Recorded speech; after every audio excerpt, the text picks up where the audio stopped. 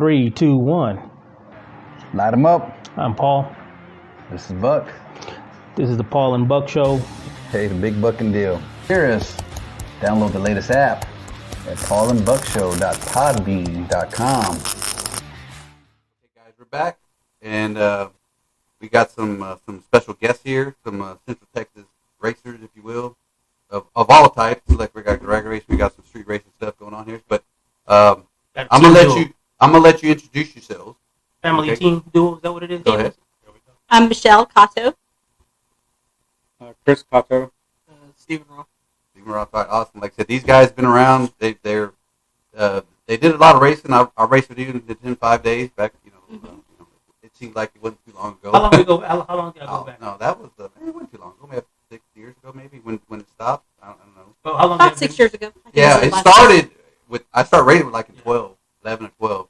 When that's when we started. Yeah, that's when you guys started doing the rumble at Little River. Yeah. So we'll get into a whole bunch of stuff. But right off the bat, we just want to start off with Michelle. The beginning. Yeah, let's start from again. Just where are you from? Where were you born? Yeah. I was born in East St. Louis, Illinois. Illinois. Okay. And I went to high school in Collinsville, Illinois. Okay. And then I moved to Austin as soon as I graduated. Okay, good. So at that time, when did you get into the world of cars and racing? Like, what got you into it? What got you in there? And What what was was the your first car? Well, my dad used to race, so he always had hot rods. I was never allowed to drive them because I was a really bad driver. And Chevy, Ford, or Mopar? he was a Chevy guy, so that's why I went the Okay. other way. Okay, it's okay. Like I said, I'm sure there's some influences there, but yeah. So your dad was in racing. Mhm. You at what point did you finally get to drive, or at what point Well, did he ever let you drive? I snuck it out Of a couple of times, of course, but they had the streetcar nationals that came into Collinsville. Oh yeah. That's what the very beginning of them, and that's the first time I experienced a burnout in the parking lot, and I was like, I want to do that, but I didn't. Cool. Well, I didn't for a long time. I mean, I hung out with the but you guys. had that urge then. You were starting to get that urge. Oh yeah. I mean, all my friends would street race. They had Camaros, and my my high school sweetheart had a Camaro, and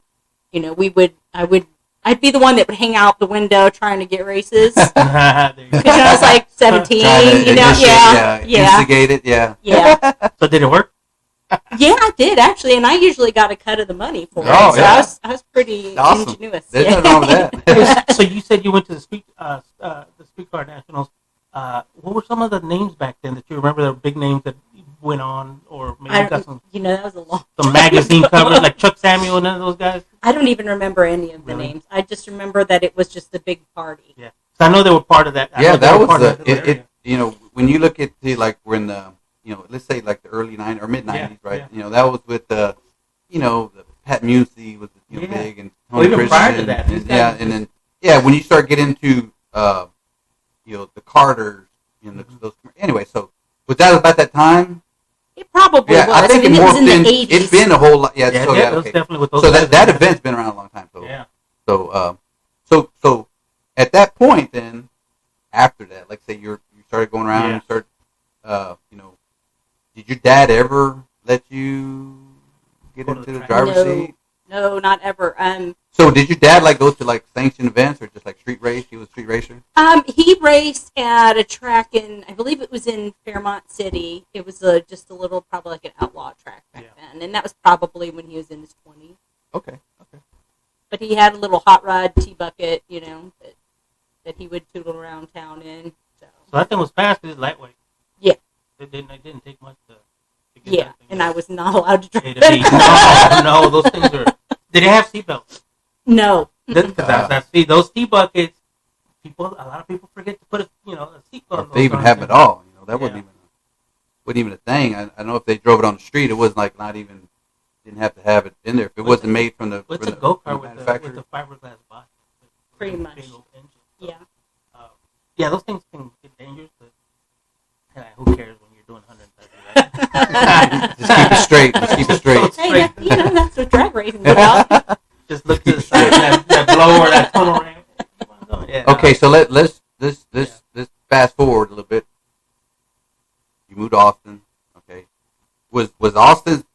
Were you aware of like the street scene back in the Austin time when you came around? Because from just you go back from history, right? People street racing all the time, 70s, 80s. There were some big names. We had a few on the show. Yeah. Were you aware of any of the street scene when you came in to town? Not when I first moved here, but when I met this guy here, Yeah, okay, Chris. there you go. Chris Rose and Chris. Chris was into Mustangs, and he was racing. He was racing at Edinburgh, and he bought me a Mustang, and gotcha. that's how it evolved. That's how it evolved. Yeah. And it wasn't my Mustang that I have now. It was another body. Well, well, that's some good information. The early one, or the same, similar to what you have? It was like an 86. Okay. Oh, like a Fox. Okay. Yeah. Okay. Well, Chris, let's since your name rolled in here, what did you do? Where are you from originally? I was born in Southern California.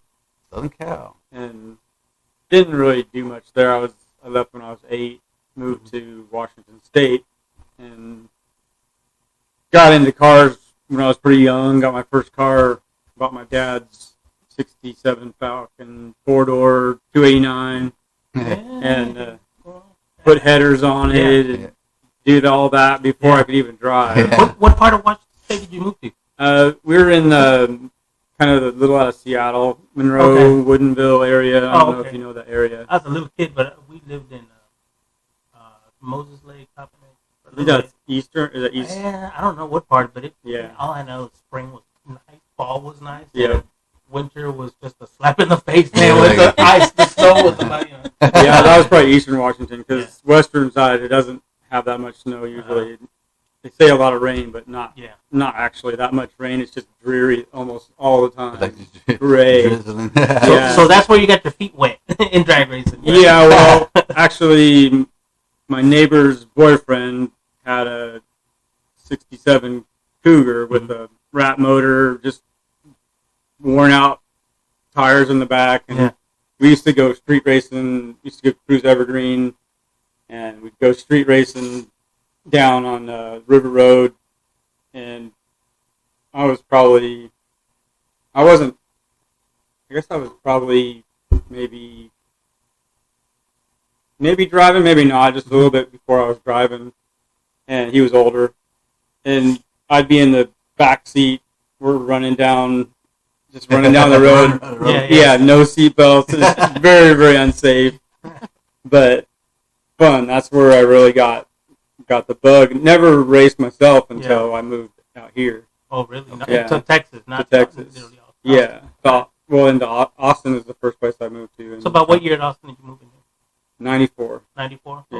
Okay. And that was pretty much the end of a lot of the street scene at that point. The Super Shops was closing down. I actually built my first car out of all the stuff I bought out of Super Shops that were shutting down. So here's the funny thing is that every person we interviewed, Super Shops was always in that picture, because that was a meeting point at one point. When it was rolling. That's where everything would be decided. Yeah. So, but it was shutting down when I moved here, so I didn't really get involved in that scene. But I did.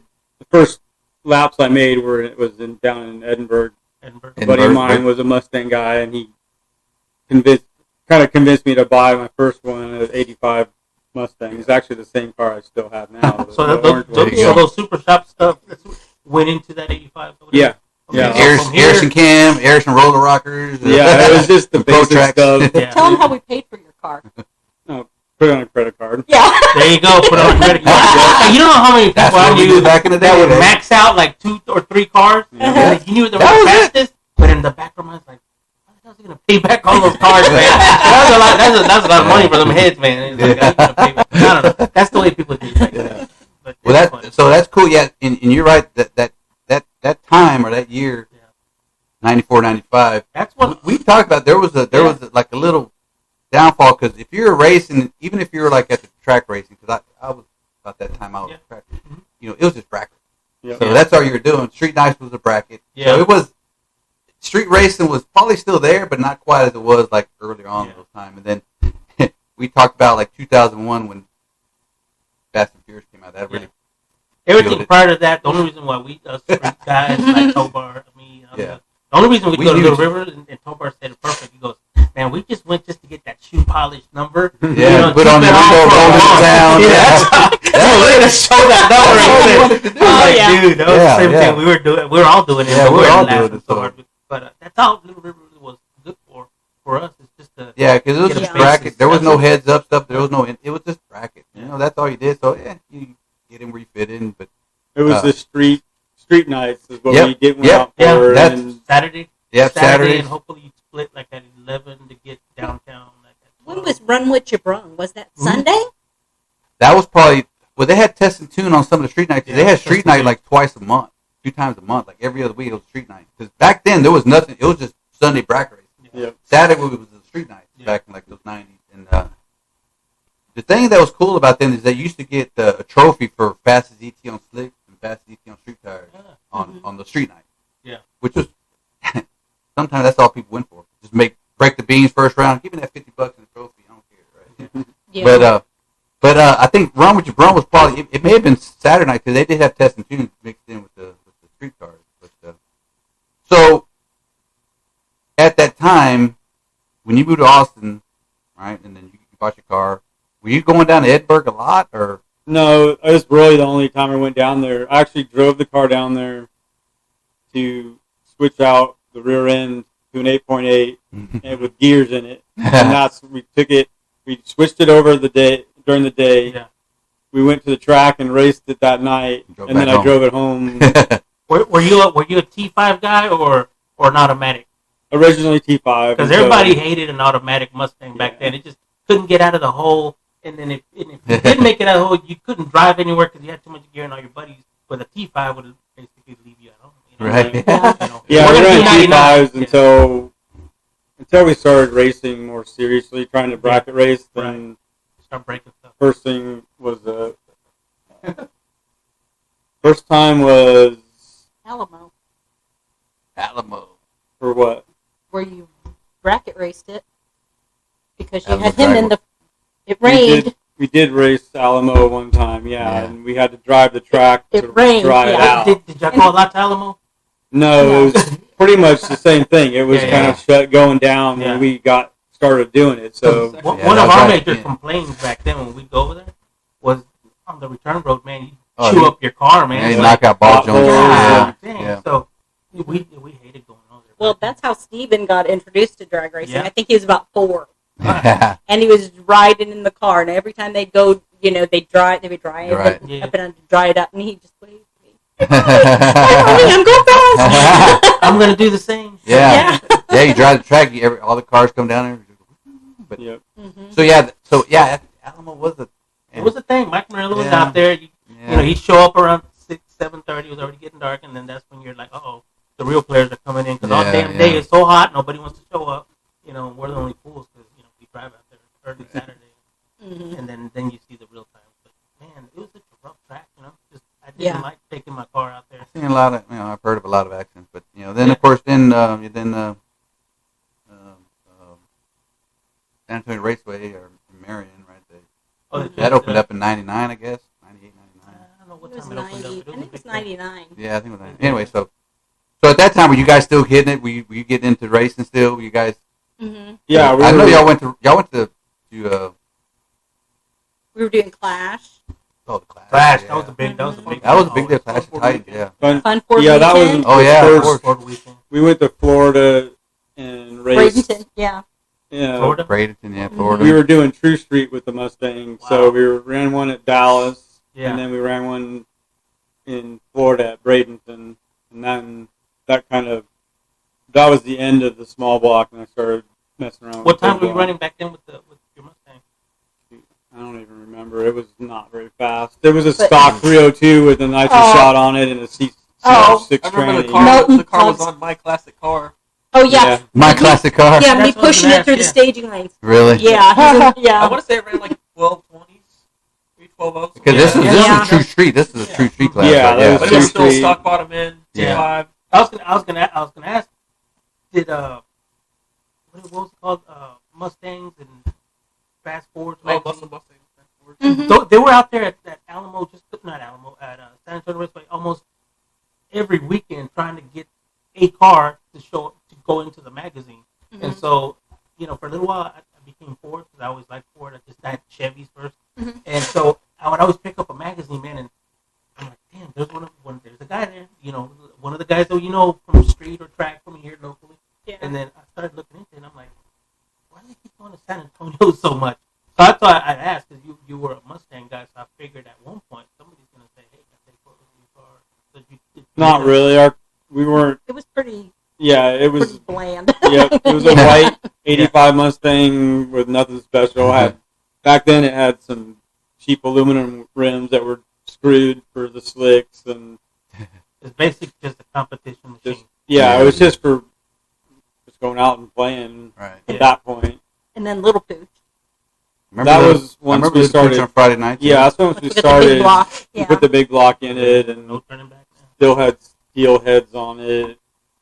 For like 970s. That was fast for the Mustang. Especially for what was in it. I mean, that's when we had Randy David and Ralph Howard, John Dinkle, and all those guys. Those were the beginning of the Texas 210 Well, that was kind of before really. It was Texas 210 is when they were still calling it. Yeah, that's what they were calling back then. Yeah. So, I remember looking underneath that car. I'm like, man, you look under. I'm like, he's got an 8.8. Man, that's stop. But strong, I want to say that's when they were running. They were still running quarter mile. Yeah, quarter mile stuff. Yeah. Like Ralph, I think was running like bottom nines. And then Randy's car was always the one to beat. Randy was always I think he was running like 880s or 890s. Yeah, they pulled the at the very end. I remember it was those two guys. And all night I've been seeing low nines. And then it was the green Mustang versus the silver Mustang. And I'm like, oh, wow, something's going to happen here. And, man, they both got on their bumpers. Yeah. And they went into the eights. And everybody came back like, holy shit, these dudes are in the eights. That was the beginning of the... And that was the end of the night for that night. Yeah. But, I mean, they set it on fire, man. But I remember, being a kid, seeing all that. That was when we first were like, okay, we want to do this. Yeah. Right. We put him in a junior dragster, and he didn't like it. Too slow. He's like, I think I'll just wait till I get my license. Yeah.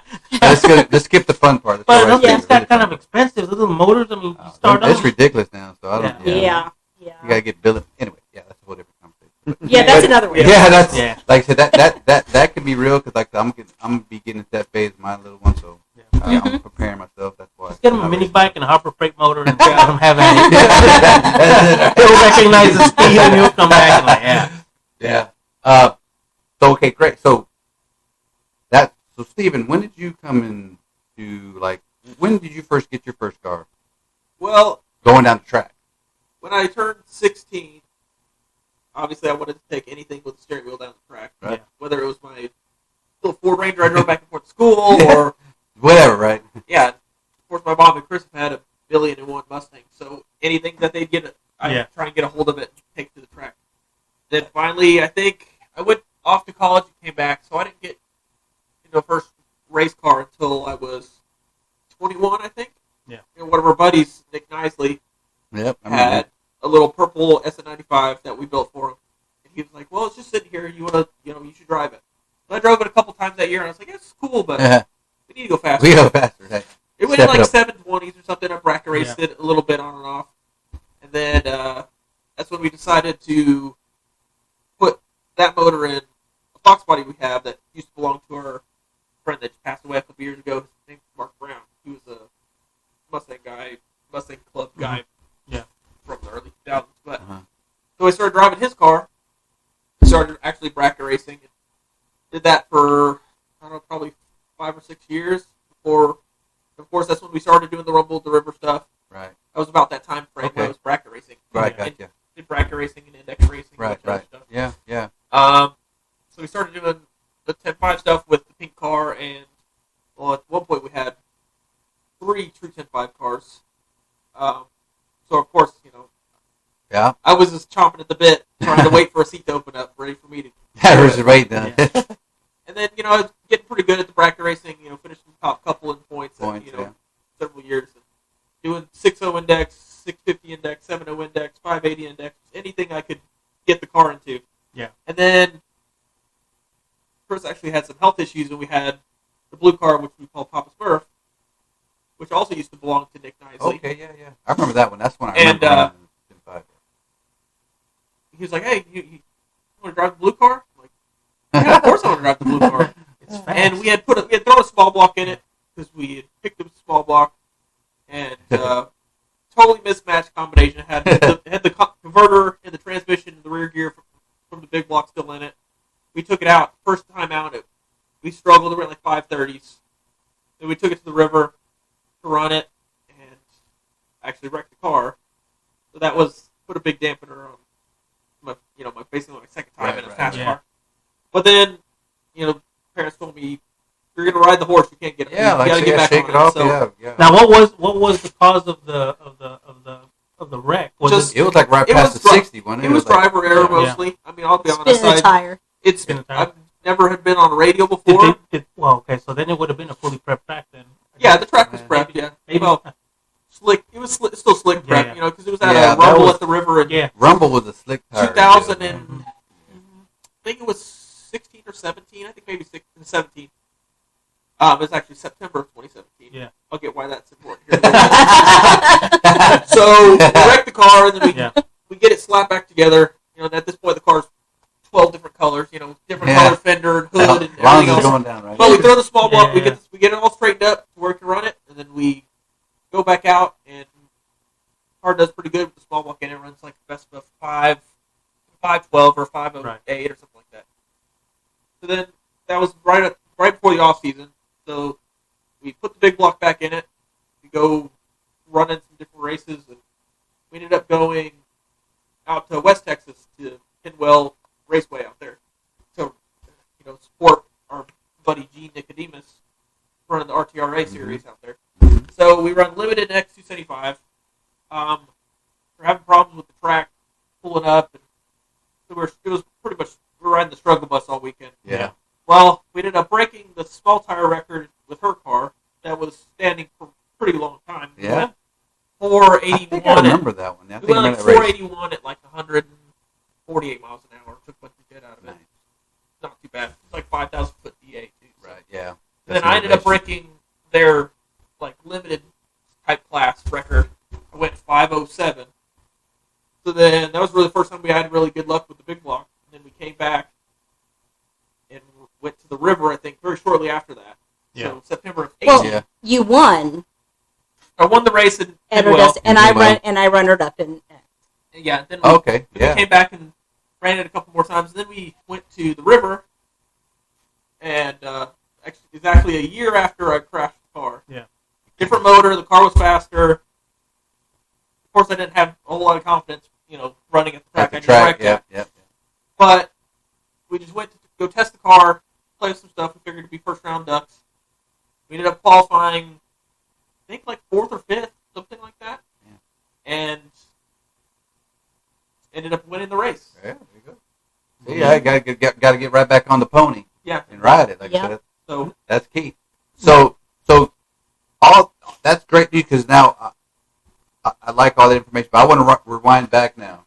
When I started. To your car. When did you perk up your car and how it evolved? Okay. One thing I do remember is you kept saying, man, this car keeps riding wheelies. And you were fighting that for the longest time. I do remember. And this isn't Facebook time too much yet. I think this is... Probably not. I think we're on a forum page. I don't know. Who knows? But it was the wheelie machine. The wheelie machine, yeah. When I first got it, I bought a Jeep Wagoneer, and Chris hated that thing, so he wanted to sell it. So we were getting ready to sell it, and I drove around the corner to our buddy's house, and we didn't even meet them yet. And there was this '94 Mustang sitting there, flat tires all around, missing a fender. I mean, it hadn't run in like forever. And I'm like, oh my God, that's the car. And Chris is like, are you crazy? He said, that's a piece of shit. And I was like, no, I love that car. I love that car. So we made a deal where the guy traded us the Mustang and gave us $500 for the Jeep. Oh. So that's the beginning of Rosie. And he hated that car. So it wasn't running. Was it a roller or it had a motor in it? It wasn't running. Complete minus one fender. Okay. Yeah, but it had a lot of problems. Yeah. Those cars are a little uncomfortable on the inside compared to the square, the little Fox square, knockback. These ones are a little harder to get into. Well, because it's so rounded. Yeah, the roof line. Not like a cockpit or something, but my sister had one. Was that the first year the SN95? Mm-hmm. 94. 94, right? Mm-hmm. So that kind of did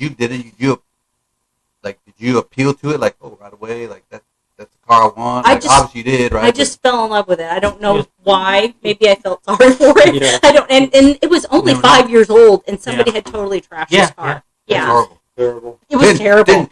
No love. What's the color of the actual name of that color that car had? I do remember you posting the photo. It was laser red. Laser red? Oh, was it? So what was the later color? That is Panther Pink. Oh, you got two-tone on it now. Right? It's Panther Pink with a little bit of blue pearl in it. Well, it was that bubblegum pink. It was bubblegum pink. Oh, I remember. That's the one I remember. It was bubblegum pink. That was a solid bubblegum pink. Yeah, that was that way for a while until I wrecked it. But it was mismatched. It never got painted until it went to the paint. It was it always had a different color hood on it, different color fender on it, and that's how she used to drive it back and forth to the track that way. With my shoe polish numbers. Yeah. Got to ride down with the shoe polish. And I would get pulled over every single time that I came back from San Antonio. Every time. It wasn't because of speed or anything. I wasn't speeding or anything. They just saw those numbers, and then they'd see it was a little lady in there. They think it was street legal or something like that. No, we ruined it in South Austin. Every Mustang had a number. It wasn't. I mean, here goes what's the name? You got the light. Here goes that. And it was loud. And, It used to pick me up from school. It was still multicolored. It had the 331 in it. Well, it was funny because I didn't never want to race. I always liked being a part of the crew. Yeah. And so we were running brackets at. He was running brackets at San Antonio. One of our friends needed more cars in the street class, and I had our convertible there. Oh, okay. And I was like, I don't want to do it. Yeah. And he's like, come on, you know what to do. And I'm like, I didn't want to do it. It's so slow. And so we get up there, and I lost. I had a bad light or whatever. And he said, what do you think about it? And I go, it's okay. And he's like, well, what would you change? I go, I'd want to go faster. Yeah, of course. And so that's the beginning of the end. Bug bit you. Yeah. Yeah. That's all it takes. But so from that point to Rosie, right? Mm-hmm. She's seen a bunch of makeovers. Oh yeah. So now, at that time, you're driving on the street, driving to the track, San Antonio, right? San Antonio's right there, right? You guys live in South Austin, right? So, yeah. How did you feel like when you go to that point where like we talked about like when you go to this point like, hey, I'm gonna take this car, I'm gonna make it a race car. You're not going back. When was that? Where was that time? What option did you do to that car? Where's that point that you can't go back? It was right after we got it painted the bubblegum pink. Yeah. And I took it to Home Depot, and I parked out at the very end, in like 4 spots or whatever. And I came out, and people were just touching it and, surrounding the car. Really? And, and it was so loud that people would try to race me all the time. I can't say that I was always a good girl and didn't do anything. But so you had the small block in it still, or? Yeah, that had the small block in it. Mm-hmm. So, and then we went big block later on. Was that the point of no return, no street no more? Yeah. Oh yeah. Well, I mean, we were already pushing driving it to the track with the C4 in there, and at 331, that thing was screaming. Going down. Yeah. Mm-hmm. So there's a fine line. Like I said, you gotta okay, the point of no return, as I say, right? Because the car is gonna be. You can always go back, but there's a point where you're like, okay, this is cost more to go back. Yeah, it's gonna go forward. This is this is where I'm going. This is what I'm gonna do with it.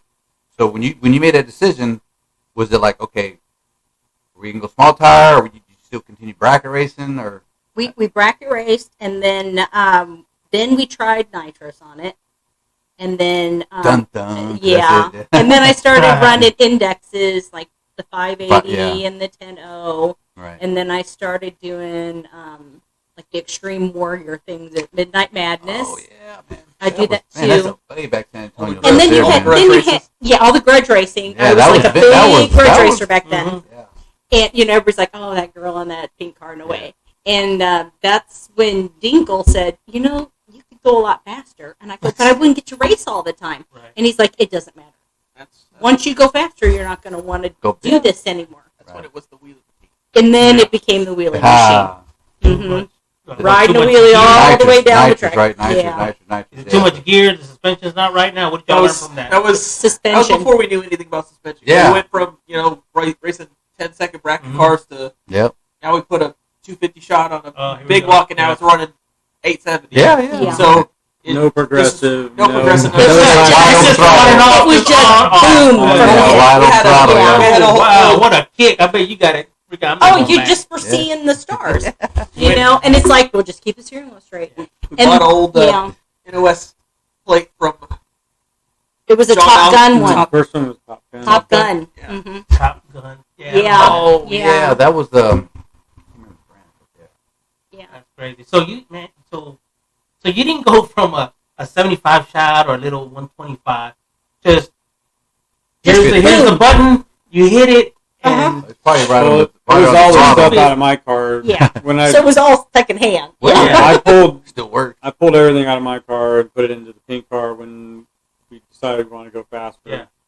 And I had already had all the nitro stuff on there from running Little Pooch. Yeah, Little Pooch. Yeah, and so all that stuff went in there, and then just started progressing it. Every time we had something, better heads, better intakes, better carbs. And we did a lot of things during that time. That was when then we started stroking them. We started out with 466, and then we started stroking going them. bigger. I think it was like a 535, 532. So did it go kind of like I fixed the wheelie and then the wheelie comes back with the little minor, some changes? Well, the wheelie didn't come back for a long time after we started figuring out suspension. Yeah.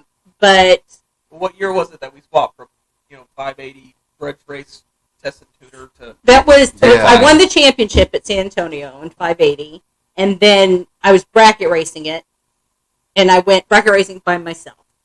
Wow. Which was a big mistake. No nitrous or anything. I'm like, what could happen? Yeah, so you find out you need a crew. Somebody oiled the track in front of me, and I didn't see it, and so I smacked the wall. So that was the end of the bubblegum pink. So what year was that? That was 2007. 7, okay. Mm-hmm. This is San Antonio was going strong back then, right? Mm-hmm. Yeah. So then it went to the pink and black it is now. But then when did we say screw 580? We're going fast.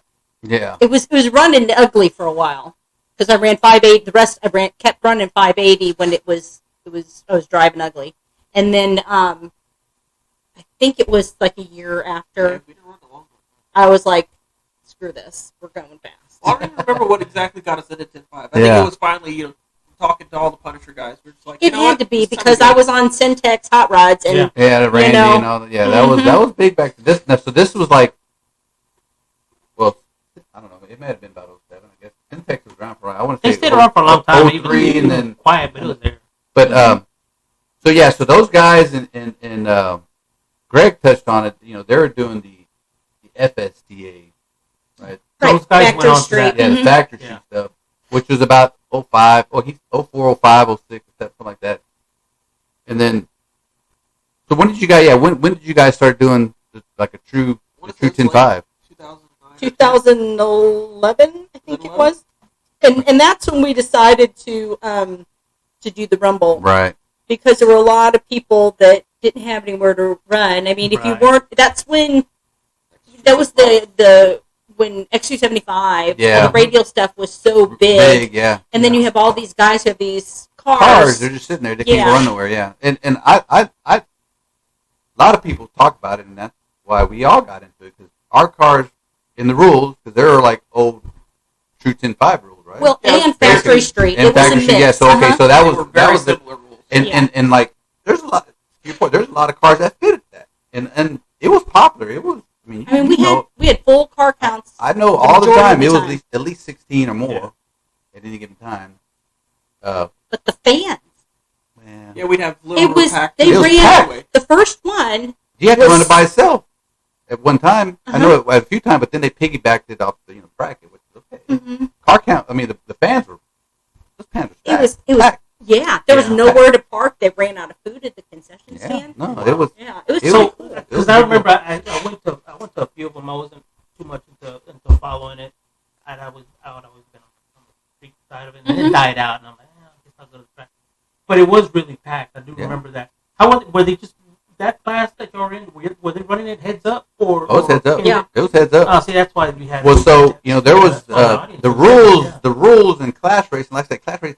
Yeah. It kept it there. I mean, it was everybody was racing. there. Everybody was there. I mean, I'll just say an example.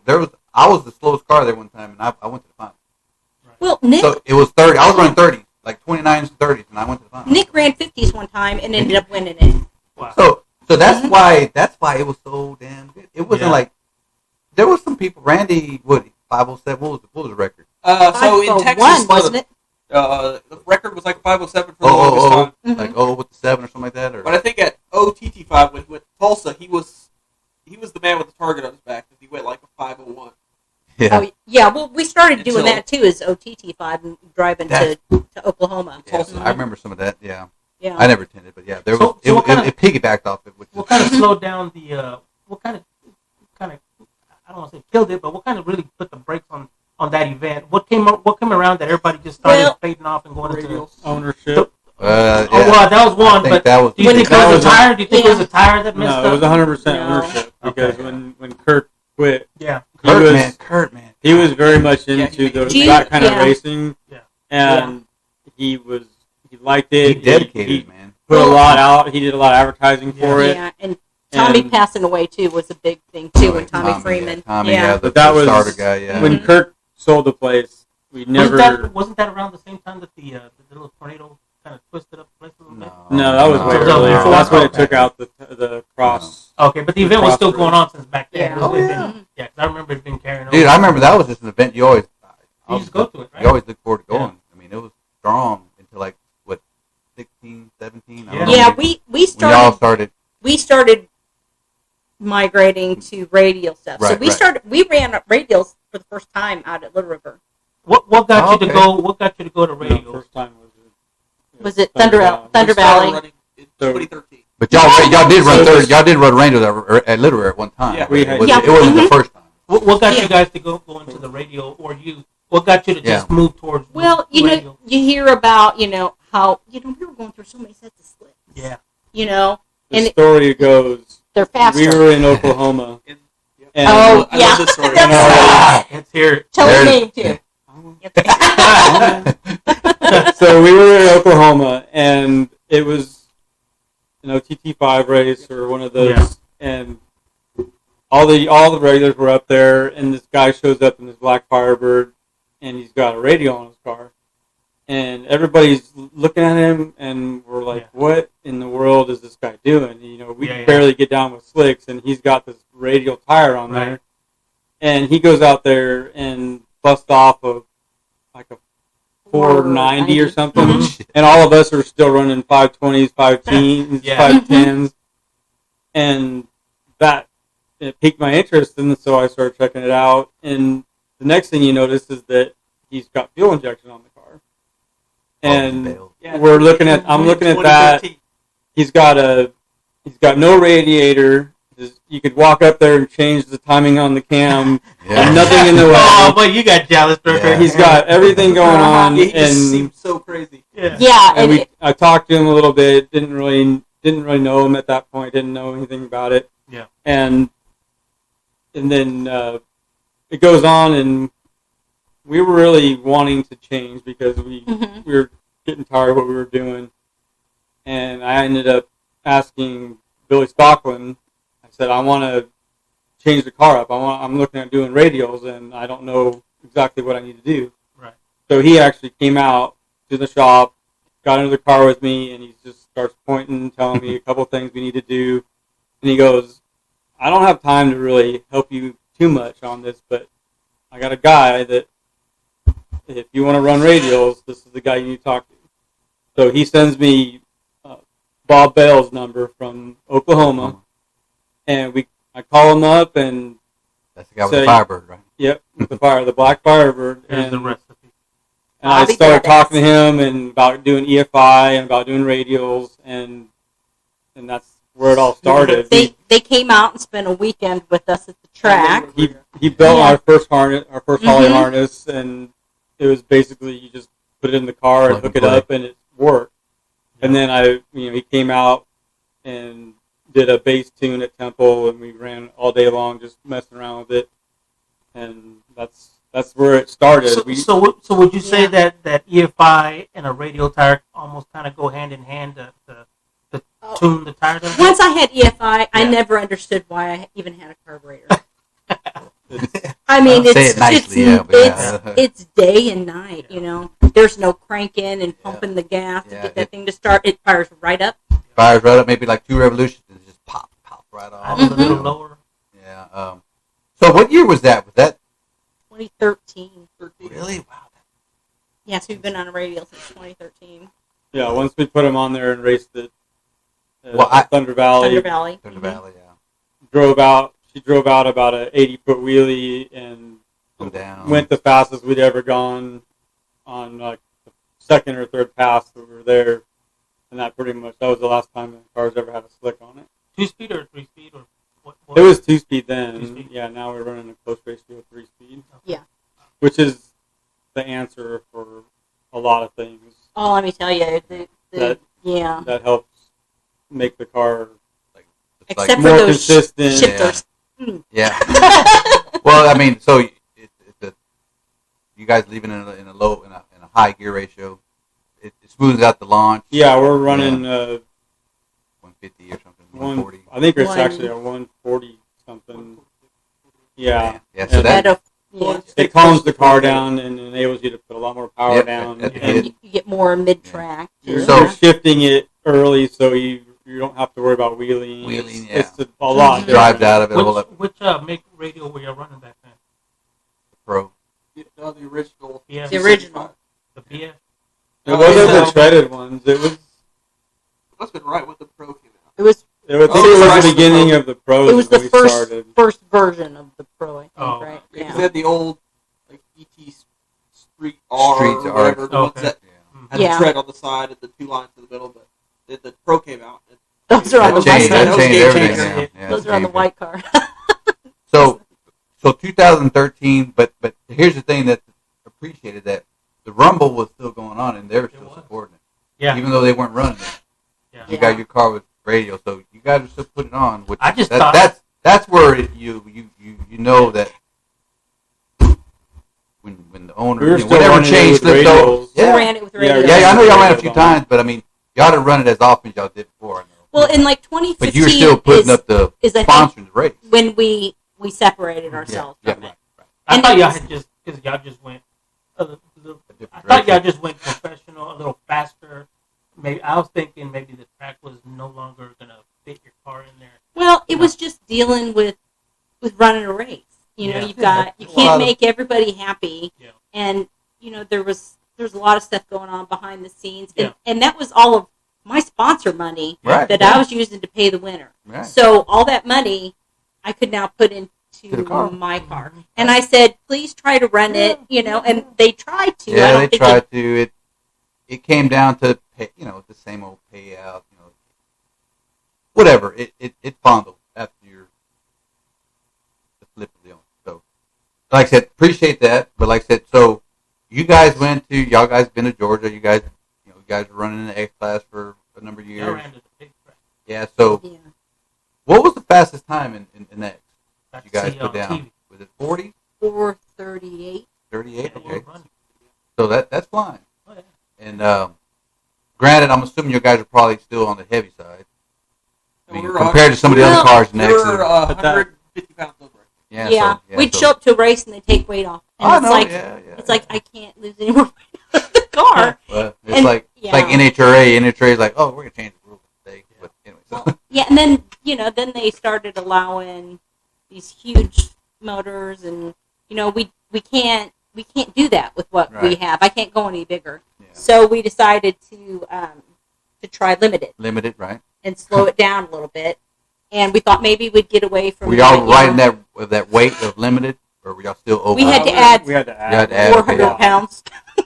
Wow. Yeah, we got the car down to 2850 or 2840, something like that. But then the weights had got down to 2700 for big block nitrous. For big block nitrous. Yeah, and the SN95. I'm not going to say you can't get it down that light, but we were going to have to do some extreme dieting. And we had just done a whole bunch of carbon fiber work. I mean, just to to get down, to get down good in our weight range. I think we were maybe 20 under or something like that. And that's the thing to our audience, because again, our audiences are not necessarily savvy on racing. So when we start explaining weight, just like horsepower, to get that other 100, it's whatever it's like 1,000, whatever. They say 100 pounds. Every 100. It's when tenth, you're slower, but so faster you go, it doesn't. So just like with weight reduction, it costs money to put your car on diet. It's not like you can just, hey, we're gonna go do this. So it's a lot of work. It's not like you can just go and,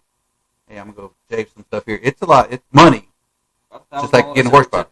So yeah, so it's the same thing. So a lot of people out there trying to understand. So, but you guys fit limited now. How long did you guys run limited? We ran 4 races this year, and then we had we knew something wasn't quite right with it, so we decided to just take it apart and check it out. Or your engine? Yeah, and do some adjustments to get a little bit more horsepower out of the motor. And we had done all the work to make it faster with the big jet. Now we had that doesn't work with the small jet, so we were in the process of changing that up, and then the new rules came out. Yeah. Didn't that affect quite a bit of people when those new rules came out? I mean, it kind of came out towards the end, and a lot of guys had already prepared to enter something. They just came out. Yeah, there was a change last year before this year, and it wasn't that bad, but it definitely opened it up for some faster cars to get in there, and then so that lost some cars already, right? And then this year, the end of this year, they just came out with a brand new package, and they've turned it into an index class. Well, there's two. It's index and a nitrous class. Yeah, there's 2 different classes. It's like a small block nitrous or something, or is it like there's just nitrous. There's no cubic inch limit, and they're allowed in back half cars. So in a small jet. Yeah, my 588 on a 38 jet is not going to run what an 800 cubic inch motor is on a 38 jet. So that no, it's. I mean, not only there's. I'm sure I've seen some of the comments on Facebook that there was a lot of people not happy. So, people put a lot of money in the program and they get prepared for this. Now they got to go back and read. What's the weight? What's the weight on? Do they have a weight limit? I think it was like 3175 or something like that. Yeah, 3,200 pounds with a tall deck motor with a 30, either a 114 or a 38. And jet. I hope it. Multi-port, I hope it goes well for them. Yeah. It's just not something that I want to do, and I don't want to run indexes anymore. We considered it, right? And like I told you earlier that index racing is sandbagging. That's what I ran it for a long time. That's exactly what it is. That's the way I saw it. Yeah, we know it. Yeah. And you can't slam on your brakes in a 4-something car. So I was just thinking, if I pop my parachute early and it's in somebody's face, somebody's going to get mad. Yeah. So I'm like, you know what? I'm not going to do that. I'm going to run as fast as I can. I mean, that's the thing. Index is it's a game. I mean, people play the game. You see your people run at the track, so that's a good point. And here's my thing, because we've gotten. I think we just about interviewed everybody that runs on every type of track or every type of condition, and it's when stuff like that happens that these guys, not just you guys, but these guys get forced back to an event that now it's all about your driving. It's no more about how much you got in your car. Now you're going to an event that has a looser track, and it kind of puts you in the same playing field, kind of like, oh, I got a pro my next to me. Well, good luck putting traction down, and it kind of kills it because you were doing something that you like, but all of a sudden some rules kind of throw you out of it. Sometimes it's because you can't afford that high dollar big block that everybody's now wanting to do. So what do? Where do you fall back to? So that's my question to you. So what's open to you now to enjoy your racing again now? Yeah, we just having fun, not worrying about it. Just go run as fast as you can. Well, but there's Small different tire, no classes all time. over. Well, yeah, there you go. We Yeah. could put glass back in it, run all steel or glass, or mostly steel, mostly glass. Yeah. Because they'll allow the Lexan in the front and the back. And Yeah. I mean, honestly, with some of the stuff that we're improving on it, we could be competitive in small tire, no time. Yeah. Of course, yeah. And you never know. It's The thing is, like I said, that's what's big now, and XRP, great facility. Yeah. I mean, those guys do some good stuff, good races, good promotions, great track. And here's the other thing. Here's the other thing is that on top of like the limited and X radio class, but these classes, there's something going on every week. There's racing and the pots are pretty damn Getting good. big, yeah. So It's tempting, right? that is a drawing a big crowd, and I've said it before. Wherever I get in, I'll fit in. Right then, I'll try to jump in somewhere because I've said it before. Class racing is kind of. I hope it comes back. But the constantly changing the rules thing. Well, that's the thing we talked about earlier. Yeah, That's what's killing it. That's What's gonna. always killing we it. don't have a spare motor. We don't have a spare motor that we can send off to get changed. And that is the downfall. That is the downfall. Class racing, there's too many changes or something. Right? There's something that's detrimental to a program or to what you plan on doing. I'm building this car for this, and then you get all the way to the end, you're 99% done, and all of a sudden, bam, they change rules. Like, okay, now what am I going to do? Yeah, what are we going to do? And sometimes it was every race. Oh yeah, there was a point running some of the radio stuff that we were taking the car apart every couple of months. Yeah, see, that's to rebuild, to pull the motor out, and then take weight out of the car, or move stuff around, or we got to get the longer shock so we could, And then it's no fun. Yeah, it's not fun anymore. Now, then it's no fun. Yeah, no, it's no fun. Yeah, exactly. That's no fun. So, I enjoy. So, do you plan on keeping the radios on, or? Absolutely. Okay. I don't want to go back to a slick, and I know that there's a lot of talk about that. No, yeah. But it's putting. I understand the prep can be less, but then you put the cost onto the racer. Yeah. Because those slicks don't last long. No. Well, Not like a radio. Radio, you can get a little bit more out of it, maybe not quite as much, but you can get a little bit more out of radio. Well, I get like 15 out of a set. I get like 45 out of a pair of radios. Well, it's like one of the racers, they said, look, it's all about you. It's all about you tuning the car. Get away from, step back from that keyboard, man, and actually get to your car and tune it for that track that you're going to go race on. Mm-hmm. Because if you can always take out some power in the car, it'll adjust. But I guess the classic way of what everybody used to do back then is before computers, before all this, Suspension's come a long way. Like if you go back and look at shocks from 10 years ago or 20 years ago to now, like it evolved. You can just do a couple clicks on shock, click. Oh yeah, we're ready. We're doing something. You can go to an unexpected track. Yeah, you can go to an unexpected track now, and now you can make a little click on the shocks or little degrees. Yeah, there's only so much you can do because, and I'll just give an example. I mean, the Little River is going to hold so much. Right. It's only going to be so tight. It's never going to be a radio track. Maybe. You can run one on there, but you got to pull it way back. Yeah, like I said, you're not going to break no record. But you can get down. I've seen people get down, but you're not going to be no. Well, when I won the Rumble out there, I was on the 275. Everybody, I think Trey and maybe one other person. Yeah, I remember. Yeah, Trey had some numbers. That was pretty much they run some sub. You guys run some sub 5s there, so. Yeah, I went 5.0 with the 275 on it. Okay, but like I said. Now, what's it like on the top end, slowing down? Yeah. You gotta pull your shit. You gotta do something there. I'm used to some of those tracks. You don't have to pull your shit. Yeah. Just let it coast to it, then like. Yeah. So like XRP, man, you can lay it all down. Ennis, Ennis has miles. Ennis got a lot of shit down, but they begin to prep down. But that's the thing, you got to prep it. You got to drag it after every so many passes, and that's what it seems like. A lot of the promoters and a lot of the people running events now, they don't want to do that. So I've heard, it's not a theory, it's just kind of. So does the glue price go on to the promoter, or is it all on the track? It depends, whatever they work out. I have no idea. It can be on the promoter, or it can be on the track. However they work out their deal, I don't know. But when you put our car on a slick, it's going to be way slower, and it's not going to be any better because they did that. recently they ran slick cars, the With radio radios, cars yep, on with- slicks Mhm. out in. Isn't that It was. NMCA. Yeah. NMCA? And, Oh, really? Yeah, Yeah. Ron Rhodes runs Oh, I seen that. He was like, four teens, 420s, and he ran. I think the fastest he could go on a slick was a 460. yeah, I did see 460 that. something. Now, Yeah. did after that event, did they squash all that?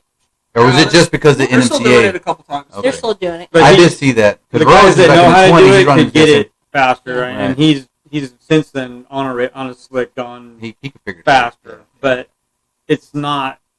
Yeah.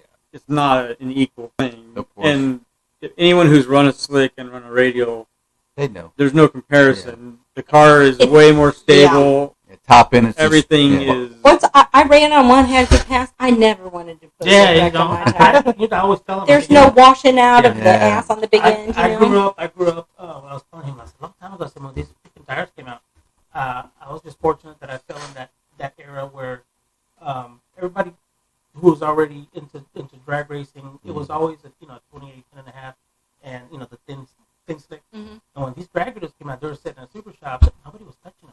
They were just sitting there, like, yeah, I don't know, man, I don't know. I said, you know what? That was that. I'm gonna take them. Go put Yeah. them on my wheels, Uh-huh. and I put them on, and I know that feeling. Once you put those on, you're like, I'm never gonna go back to a It's so stable. yeah. I mean, Mhm. Well, yeah. we've seen lots of people go still really fast the radio on Yeah. slick tire. Yeah. Slick prep. Several of the guys out at, I think, a lot of those guys have been real fast at Little Right. River with the clocks off, Right. on radio. Of course, yeah. So, Well, like I know Trey was one of them, and there's Yeah. a few other guys that. Well, you go Shortridge think had the about- record there for a long time, yeah. didn't he? And On then, a radio. and then Yeah, you go look at Casey. yeah, Yeah, Casey, he's radio, he's fine. So the track, it can be there, but like I said, it's just a matter of prepping it. They must have caught it the right prep because you gotta keep that track pretty prepped. So when you come down and you think like you run a slick and a radio together, it's gonna be it's gonna be a tuning game. It's gonna be a tuning game at that point. Yeah, especially when you're sitting on one line and your opponent here got his car pretty dialed in on a slick, and you're good on the radio, but how's the track going to treat Well, him it's all versus track treat prep. you? You know what I mean? Who's gonna? Well, the good thing about a radio, though, is you can pull a lot of power out without pulling it down. Yeah, it's gonna dead hook so hard. Yeah, so Yeah. that's Yeah. the one thing. I mean, you can be real fast even still on just a regular slick prep. Like, even if it's not super tight, you can still go. I mean, if you can hang with the slick to the 60 foot, you're going to drive away from it. True. So that's really going to be the thing. If you're going to have more slick stuff, that's fine. I think radio should still probably be. No, yeah, it's superior. Let me ask you this, because this is a question we ask with racing and the future racing. Where do you see being? I'm not saying this is the demise of any chance of racing in general, but you got Dutch race, all the X class radio classes. You got what's going on up here in Texas, the No Time, the Grudge. Where do you see racing here? I'm not gonna say any timeline, but what do you see it being in the future? Like, do you see it getting better? Are you seeing it getting Two different Is it going highways? to be You think it's this? gonna Because there's stay the other thing divided? too that they're talking about. The radios are so hard to get now, Yeah. just because of whatever supply chain. That everybody's gonna be going slick. I don't know. Maybe you got to stockpile of radios. I don't know. But, Somebody got so I'll let you Not me. answer. I'll let you answer, and then I'll get into another thing about the reincarnation of the Rumble, if you will. Okay. That's going to be coming up. I We're talking mean, about. It changes so often, and you never know what's going to happen in the future. Like my car is not going to be done until next year because of supply chain issues. Right, You know, waiting on rocker arms. Yep. But I don't know. I know that the slick deal is going on, but I have a feeling that a lot of radio guys aren't going to do it. Yeah, I'm with you on that. But like I said, like the Syntex guys are in this area. The guys with radios, we said it. They're in a class on their own. Yeah. I mean, they're limited. Where they running 50s now? 450s limited. Well, it won't be anymore. It'll be It was. Well, they're gonna- 465. Yeah, they're They were running 50s. They were running 50s, So- yeah. But I mean, that was only during the really good conditions. Otherwise, they were in 60s. 60s. Okay. Mm-hmm. All right. So, what do you feel? I'm gonna ask you, Chris. What do you think the future racing is going to hold here in the next year? And I'm gonna ask a different question. Locally, what do you think locally is going to be? The future of it for us is going to be just more having fun than worrying about anything else. Going out of town or staying local? Well, we have to go out of town most of the time. There's going to be a lot of local stuff, and it's going to be slower stuff. Right. I mean, we're starting to work on some an index car to play with, a street car, something to go play when there's nothing else to do. Get some seat time too. Get some seat time play. It's just having fun. Yeah. It's not any fun doing a lot of this anymore because it is. If it's we're running at 10, 11, 12, 3 o'clock in the morning because we have to run on a cool track. Well, and it's too hot even to run. I don't care what tire you're on. Slick, this year was so hot. It wasn't fun. Yeah, the last race in June was horrible. It was so hot. Was not you're not even going to get spectators to go out there. So hot. It was still like 98 degrees when we started running. And that's when the sun went down. 10 o'clock at night. Yeah. But I mean, even like some drag and drive events. We're thinking about maybe doing something like that. The Rocky Mountain Race Week. Oh yeah, drag week. Yeah, man. That's. So here's my point. I know I kind of got dodged around, but basically what's happening here, not just with you guys, but everybody around, you're having to build another park. You're not the first people to say it. There's been everybody. We're always building another car. You're talking about a car that you're now having to tone down to be able to enjoy it, to do the Rocky Mountain type of racing. Because this is a different car. Yeah, totally. Right, but that's what I'm saying. It kind of forces you into building something that puts you more in the category of it's really fast, but now we can. You guys are still going to be doing. Y'all going to campaign all of them, right? Doesn't matter what, right? You're going to do everything. So the plan is to go as fast as we can with whatever we have, and getting where you fit in, right? Whatever class. Yeah, right? I just go test somewhere and make hits. I mean, seriously, Yeah. So Chris, your car, right? You got a car. Let's just go into a little bit with your car, what you have, and the same question goes to you. What do you see in the future of racing, and what do you plan on doing? Steven, yeah. What I said? I said Chris. I'm sorry. I'm sorry. Steve, I'm sorry. Yeah, go ahead. Same question that applies. Well, so the blue car we ran in limited for several years, and then it moved to X, swapped into fuel injection, the big block. Then we started tearing stuff up. So we kind of went back to the drawing board, especially after it hit the wall at XRP last year. Trying to figure out what the game plan was. It was going to be to put it back in limited, hop it up a little bit, change gears, some other stuff. But I don't know. We kind of changed our mind when they started, releasing the new rules. We were going to focus on the pink car, but we're actually going to put a different motor in it and try to run some mid to low 5-second stuff, and probably bring it back to the river. That's where all the fun is at. That's where all the street cars. Well, we did miss it. When they jump in there, that's where they show up, and that's where all that money's at anyway. So might as well tune the car for that, right? So like kind of go back to the the resurrection, if you will, of the I guess you're calling it Rumble. So it's gonna be similar to the Rumble at the river.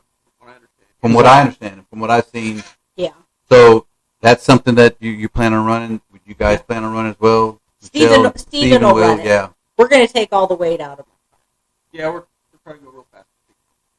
I want to put a 20 on the board. I've said it. I've said it on other episodes. That's what everybody's doing. They're putting more power in a lightweight car. I mean, that's what everybody's doing. So, well, we added all that weight for limited, and now it's time to take it all out. Take it back off, yeah. Mm-hmm. You already have the carbon there, right? Yep. Yeah.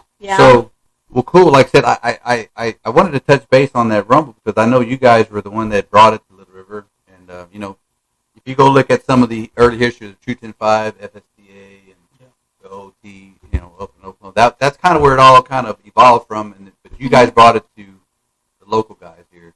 And, it used to be a good turnout. So, maybe this is something will morph into something bigger. I don't know. I guess you're trawling it out.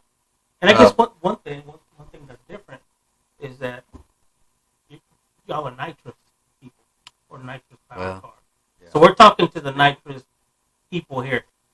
You get 3 guys that talk turbo, it's a whole different conversation. Yeah. But with you guys, Big Block Ford nitrous. yeah, Yeah, which is totally different. Yeah. Oh, it's a different animal. Yeah. It is a different animal. So that's a good point because back in when we did it, 10 years ago, 2012, the Rumble is what it was. Majority was all nitrous. I mean, there was some rules that restricted some of the I don't know if it had turbos. I don't know. I really didn't give a shit. I didn't look at it. I was all my nitrous. There were some. There was a few, right? Turbo cars. Yeah. Yeah. Mm-hmm. There were a couple. But now, if you look at from 10 years to now, everybody and their mama got turbos now. So everybody got turbo cars now. Yep. So now that, I mean, I'm not saying it's going to be a factor in anybody because again, you still got to tune the track and whatever. But it's going to be fun. And not saying that we won't venture outside of our nitrous level. There it is. That's all. But it will not be turbos. I got you. We'll just put it this way: the blue car will have a very it'll have a different combination. Gotcha. Everybody's building a car to fit this new stuff. But it's not going to be the cookie cutter LS single turbo. We're trying to make things a little easier. Oh, there was a guy here. He was complete Ford. His dad was Ford, and I can almost put 100% down my hand on the Bible that if you brought that guy with an old Boss 302, with those old heads, he'd be all on it. He would probably embarrass people with that old head because this dude, what he had discussed about it, y'all hear it on this podcast.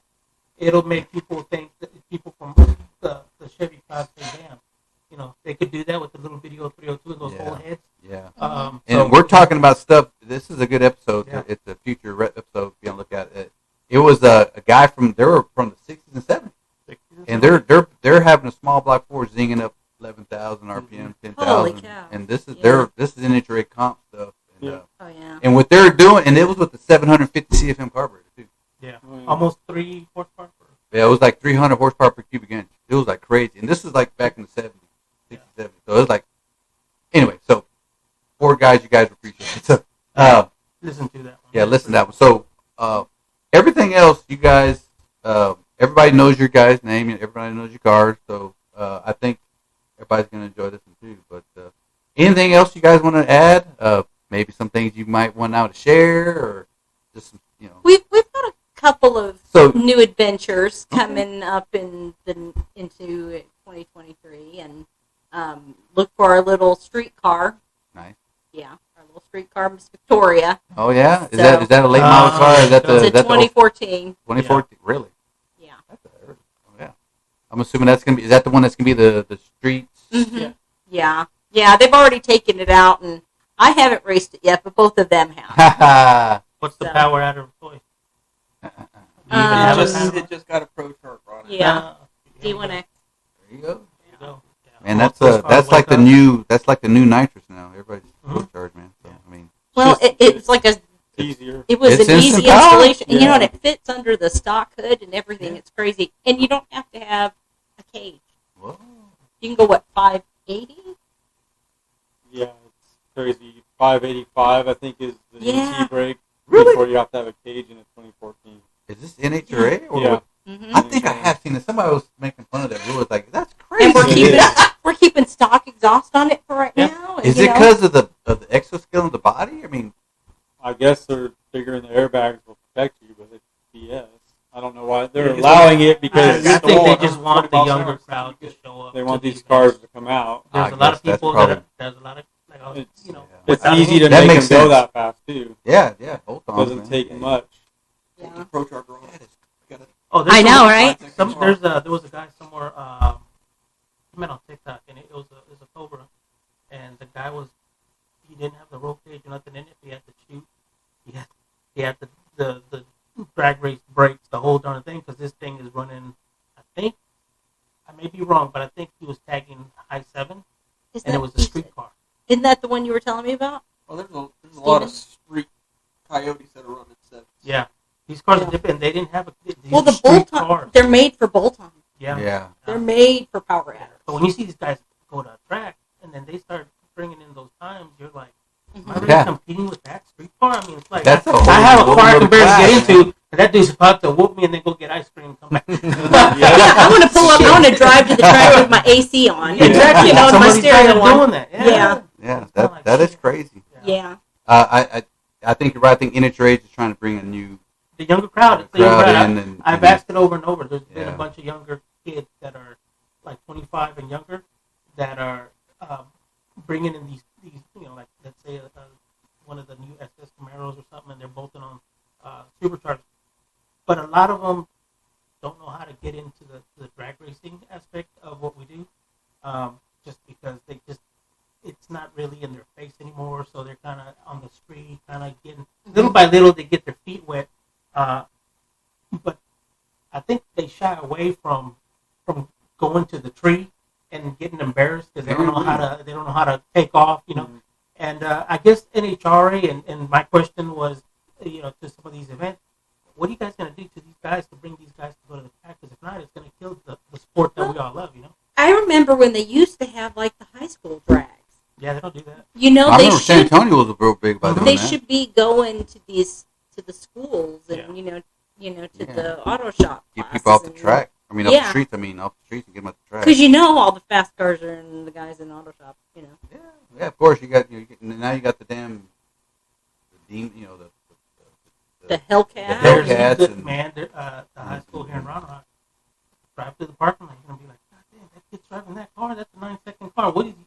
And then you go further down. Audis and BMWs, and it's like, the Z01. What do you call it? That's this with the big, What is that doing in the parking lot?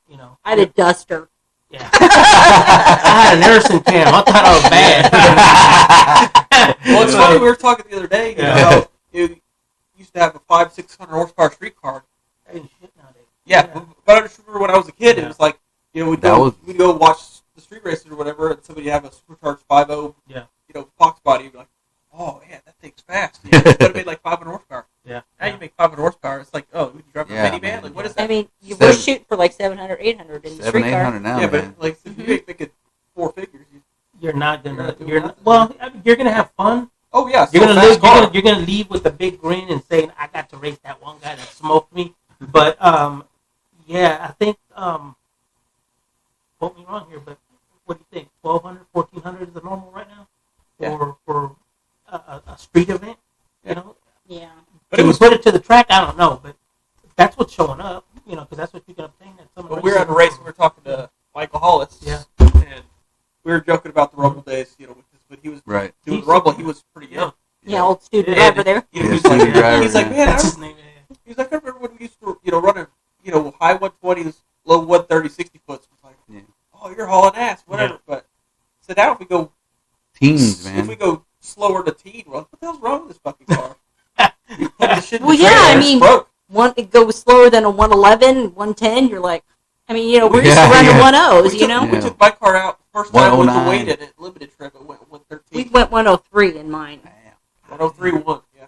Mm-hmm. Where'd you last see? I mean, I was on the slick. 118 is the best I caught on my car. It's really good on the slick, though. Yeah, I mean, But I mean, but now, like we're normally 1.0s. Yeah, the comparison on radio cars. Yeah, those guys. If you watch them, they jump up. Yeah, the suspension works. You're not lifting front and you're not tripping the 60 with your back tires. And you can have just a little skim of that little tire. The tire just barely skim, and I've seen my car down the track, and it's like, oh, look at that. I'm driving. I'm three-wheeling. Barely touching. Yeah, like I said, I said it earlier. Like 10 years, the difference between suspension parts, everything you have available at your access to you now, it's top line, and you got to have it. If you want to go fast, you got to have it. We're gonna interview a shop guy. Yep, the shop guy. And I asked him on the phone. I said, "What is it?" Well, that's the product that we have. That's our secret. That's our secret weapon. We're gonna talk to him. Yeah, and he's gonna be on Sunday. He made my eyebrows just like, what?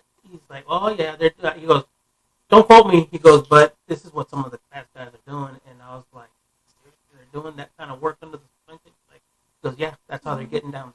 So it's gonna be interesting. It's gonna be interesting to ask him what is going on in the world of shops. Learning about suspension is like that's what's helped us get where we are, and we're not even done yet. Yeah. Well, I love all the info because it's a lot of people who don't know out there, right? You know that people have programs like Michelle and Chris and Steven that there's a lot of work that takes place. You got to do a lot of testing, a lot of seat time. But you guys did it, and like I said, that's what it takes. A good program, that's what it takes to win. So a lot of people out there, always guys feel free to look up Michelle, her car. Everything's probably on your page. And so I'm sure everybody's gonna be looking forward to seeing you guys out soon, as we are. Because like myself, I've been in hiatus for so long. I'm ready to come out too. So maybe we'll see each other on the track. Yeah. Can I give a shout out to of course, some people absolutely. that help us out? Number one, Allies Automotive. Of course. Our shop. Of course. Yeah, get plugged in. Yeah. Of course. Bob Bales, Bobby Badass Yeah, with Race Systems Inc. He's been helping us since day one. Awesome. Greg Spreen Racing Engines. He's learned how. He's out of Bernie. Okay. He has learned how to deal with the problems of a big block Ford. Greg Hubble Race Cars in San Antonio. He's always been helping us. Dave with. Oh yeah, he's built it many times. Dave with Performance Transmissions. Okay. They came and found us in Georgia. And just, nice. my transmission is personalized. It's engraved with the name Rosie on it. They sent it to us that way. How cool is that, right? Nice. It can't beat that. Where are they out of? They are in Illinois. Yeah. Okay, in awesome. Illinois. There you go. And then Ron Galbraith with Afterworks used to be with Santufs. Okay. He's the one that hooked us up with Santufs. Yancey with Viscous Performance. Viscous Shocks. Yep. And then Dave Vassar. Nitrous Outlet. One of our newest sponsors, and he is amazing. Yeah, Dave. Like I said, everybody touch base on him. Customer services. He's just the coolest. Yeah. Steps above. Yeah, and then my boss, Caleb Wheeler with Syntex Decks. He's our latest one. So, awesome. Great. I love to get those plugs. That's what we're going to start doing. Appreciate that. And guys, again, I want to thank you guys for coming out. And it might even be something where we might ask you guys back if you're willing to come back at a later time. We could probably talk forever. Oh, I know. We could probably talk forever, just like we all do, right? So it might be something we might be asking you guys back because we do like to keep it a little short because we got a certain bandwidth on our. It's a school night. Plus it's during the week. We all got to work tomorrow. So, but again, I appreciate it. Well, the one thing is. We want to keep you guys coming back, especially after you go to an event. We want to hear all about it. We want to know what you went through, and just keep the fans that been watching you, that have never heard you talk. They've seen you on TV before, but now hoping with this, people can get an idea as the personality. Of course, and like they get personalized, know a little bit about you from Illinois, Hope you guys come back every single time. Yeah. And that's Thanks for having us. I appreciate it. Well, thanks for having us. Appreciate we'll it, be guys. talking to you about new T-shirts. That's cool. All right, guys. So, like I said, appreciate you guys coming out, and you guys have a good night. Thanks, everybody. We'll talk to you soon. Peace out. Thank you. Bye. Also, I want to give a huge shout out to John McGinn, our crew guy. He drives from Houston to wherever we are. Wow. He works really hard. From how far? He's in Houston. Okay, and he comes all the way. Yeah, it's Dallas. Your events or wherever you are. Oklahoma or Odessa, anywhere.